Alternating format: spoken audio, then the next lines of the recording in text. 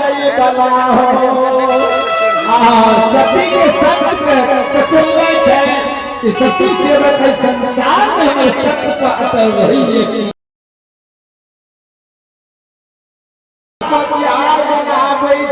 सेवक खोजे छे अपना नाम बतावे के लिए क्या हो नहीं कोई भक्ता के भेलिए ओहो नहीं कोई प्यार के छिए नहीं हो नहीं वधा के छिए नहीं गुनी के छिए ओहो नहीं मुखिया के छिए नहीं सरपंच के छिए नहीं धर्म को पद पर अटल रही है संसार में भक्ति कर रही है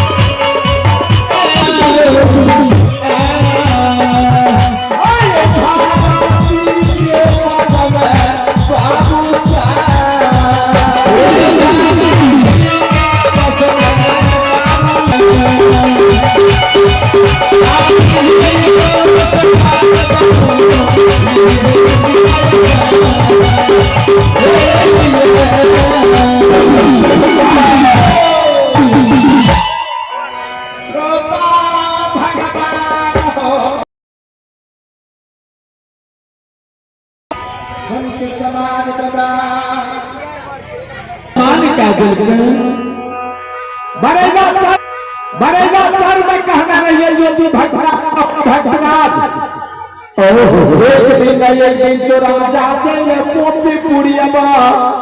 यार हमरा जांच में तीन गल हाथ तोरा नाम का यार गोबर हाथ आए देखियो पोपी पुर में ये भक्त जांच ले भक्त जब पोपी पुर में पहचान नहीं चल के तो जो भक्तराज का कंचन कया हरण क्या लिए आए देखिए जो भक्तराज के विपद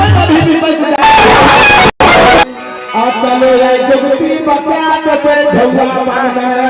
और कल के बिना सरकार से जाल काल ठोकर दिलाइए जाए बिना याद के जो भी भक्तराज के झुआ बंद कर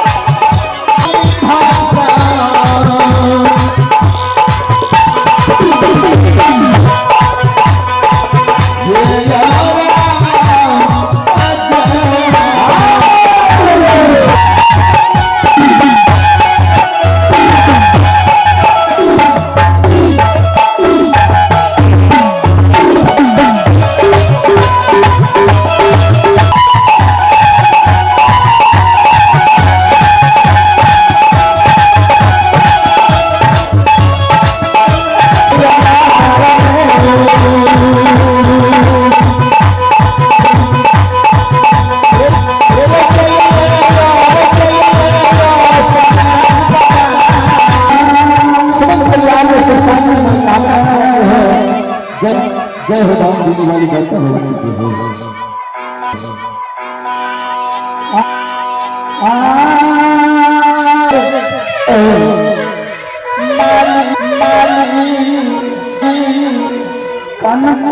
कनपाम सदी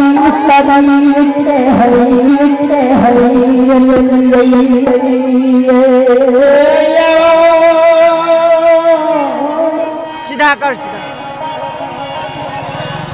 प्रभु जी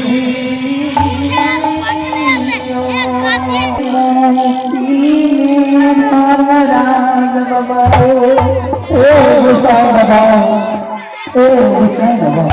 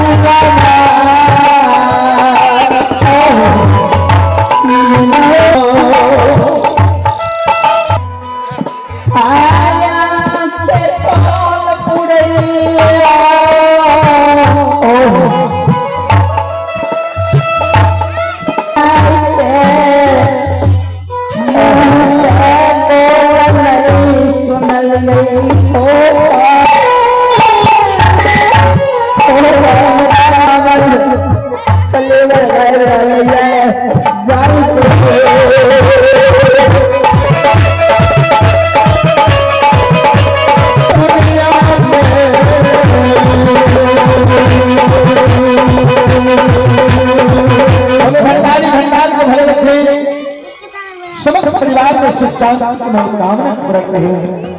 जय हो राम देने वाली दाता कीजिए। ये